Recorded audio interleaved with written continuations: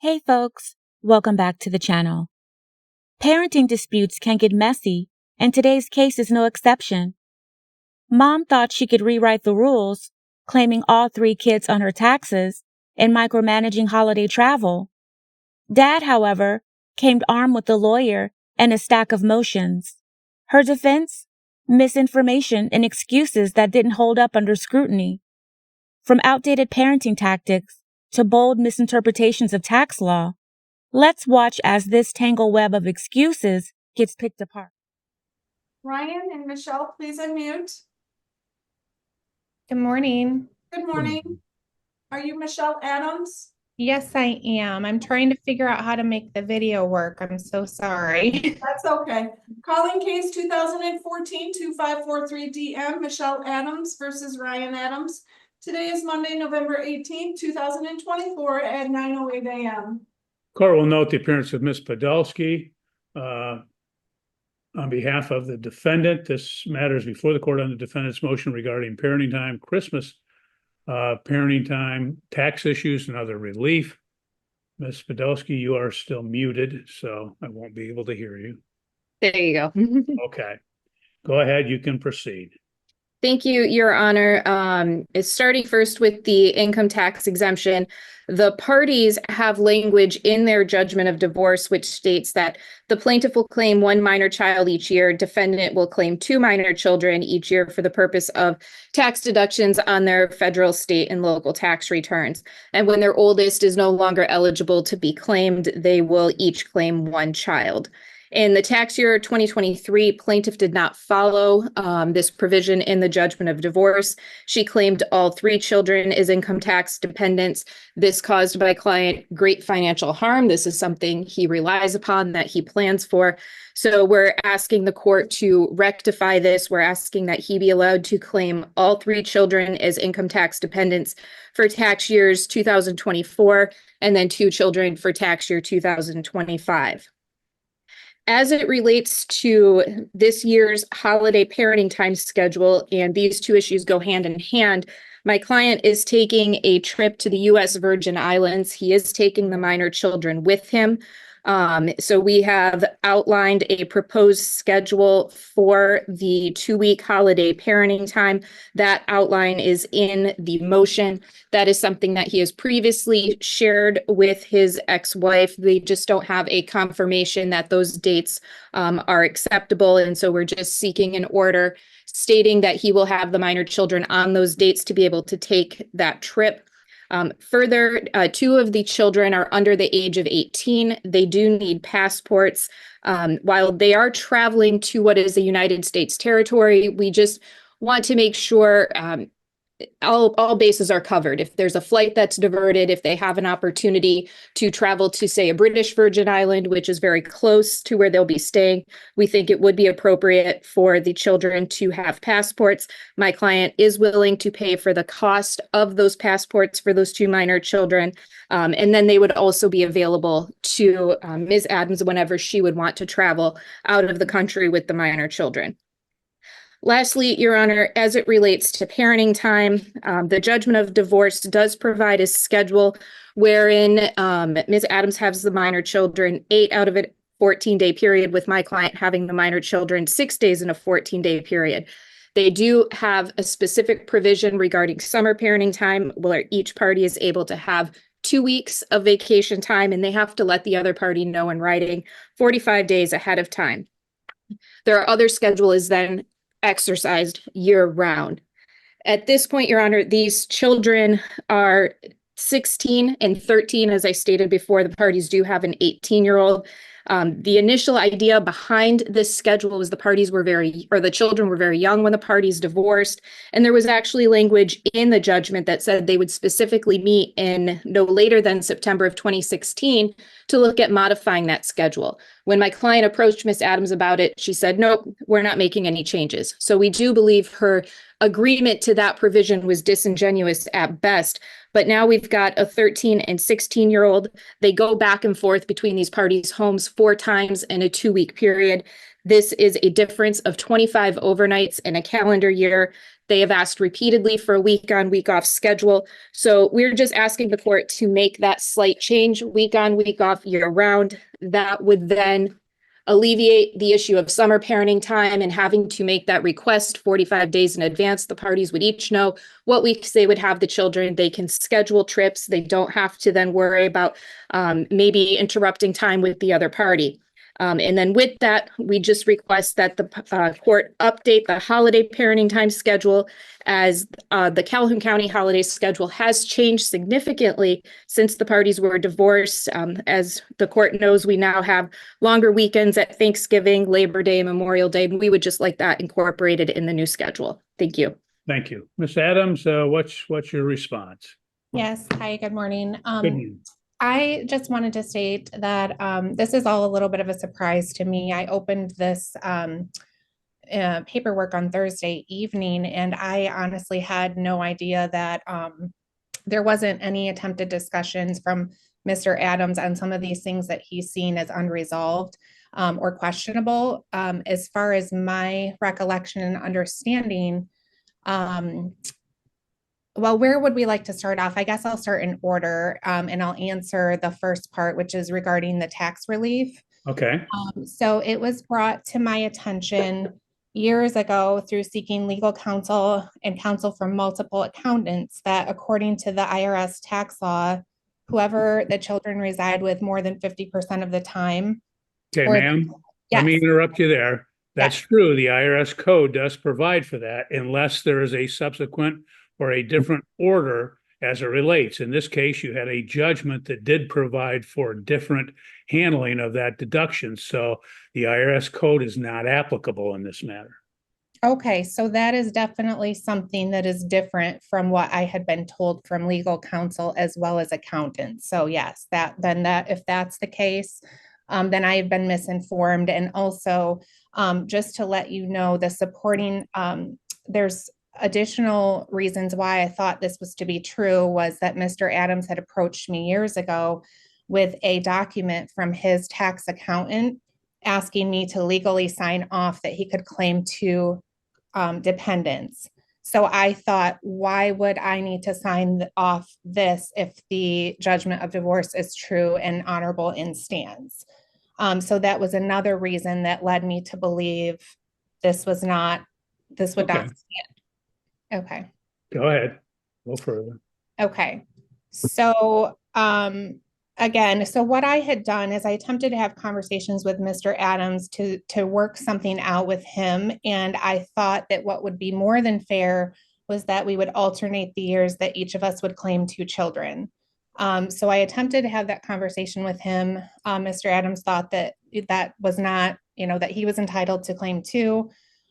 Even though he did make more, has a higher income. I was starting my own business, trying to get my business off the ground. I do have, lesser income. So all of these factors, I thought, according to the IRS tax law, it states that the custodial parent, whoever has them 50% of the time, should claim the children. I felt in my eyes I was being more than fair by offering to alternate those exemptions and as the dependents. And okay. Well, let me address that. As I stated, the IRS code is not applicable whether there's a judgment in place. So the court does note that the plaintiff in 23 claimed all three children when she was not entitled to claim all three children. As a result, the court is going to grant the motion as it relates, allowing the defendant to claim all three children in 2024 and then the two children in 2023, which would allow him and make him whole based on losing the exemption in 2023. Do you have any issues as it relates to the trip to the Virgin Islands, ma'am? No, I don't, Your Honor. I was surprised about this because we had correspondence via email about the trip, and I did not state that he could not get passports for the children. But what I did express was that I had basically stated that if he does obtain passports I was just letting him know that I'm giving approval for him to take the girls to the US Virgin Islands, but that I wasn't giving automatic approval for any future travel to any island or overseas that does not work with or cooperate with the US. That was what I had stated. Well, that's already in your judgment. That's a provision under the Hague Convention that doesn't allow the person to take the children to a country that does not, and is not a signatory on that particular convention treaty. So that Yep. we don't have to include that. The court will grant the request that he has the children from the December 27th, 2024 to January 4th, 2025 for purposes of taking him to the Virgin Island, as well as that he is able to acquire the passports for the children. That's not a problem at all, Your Honor. The Okay. only question that I have in regards to that is the return, on the dates of the return and when the children would return back to me. That was questionable, and there was a confusion as to how that was written. So, Well, we'll have Ms. Podolsky include that in the order then. So it's clear. The last thing would be the relates, well, two things actually, the holiday parenting time, that's changed pursuant to the front of the court practice, if you would. Is there any problem with modifying and changing that to the current practice? no, I don't have any issues with changing that and modifying it. The only thing that I had noticed is that as it relates to Thanksgiving holiday this year, that would cause a little bit of an issue just because we had already had a family plans and party set on the day after Thanksgiving. So that would actually be a little bit of an issue right now to change. But moving forward, there's no concern whatsoever on that.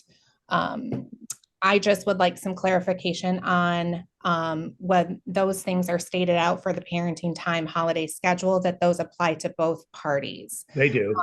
Okay, They alternate. So again, if you had Thanksgiving this year, you wouldn't have Thanksgiving next year because it would alternate. correct. Can I just ask a quick question and clarify what my concern on this and give an example for what I'm referring to?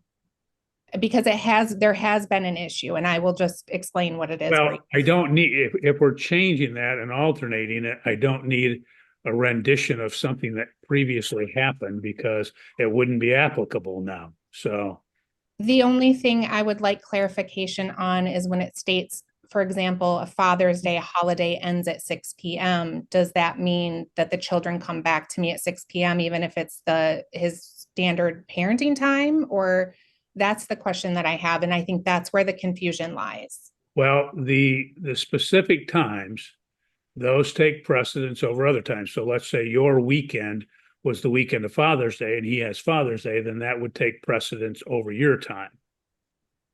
Correct. So I guess, again, I think where things have been muddied is that Mr. Adams has Sunday, Monday overnights standard for the children.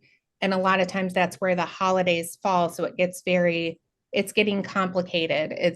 I just would like some clarification. It's not complicated. What happens is the specific parenting time takes precedence. So if it's his weekend, but let's say, for instance, you have, I'll just throw Memorial Day. You get Memorial Day, notwithstanding the fact that it's his weekend, because that takes precedence. So for example, if he has the kids overnight on Father's Day every year, the Father's Day does not stand for him because it says return at 6 p.m. Is that true? No, the Father's Day Okay. would be his Father's Day regardless. Mhm. So even though it says 6 p.m. as an end time, it's not true, and they would spend the night. I just want to verify it. Am I understanding that correctly?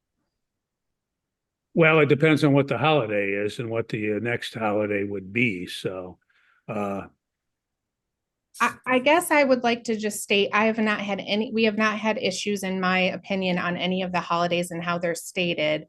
However, Mother's Day and Father's Day just seems to be an ongoing issue. He's always had the kids overnight for Father's Day because it's a standard evening, standard parenting time, but I've never been able to have them. And it's always been an issue and a fight to get the girls back on Mother's Day. So I just wanted to know if that Nope, was on something. on Mother's Day, you would be entitled to the time set forth in the order as it relates to the Mother's Day parenting time. Okay, and am I allowed to ask for an overnight request 45 days in advance? Well, that wouldn't be provided for under the order. You can ask for anything you want, but Okay, again, it's not, it doesn't apply. So if he denies that, then you wouldn't have him overnight on that day. okay, so he just happens to get them overnight since it is his Correct, night. correct, Okay, I correct. just wanted to make sure I was understanding that properly. Okay, Okay. And what's the last thing is the request for, again, to modify, to change the parenting time to be alternating weeks rather than the schedule that's in place now. Yes, Your Honor, this is the first time this has come up. Okay, I don't care if it's the first time or the 10th time, I'm just asking you what's your response? Yeah, no, my response is that I don't think that it would be in the best interest of the girls at this time, since they have been consistently doing this for 9 years, to go ahead and change that up.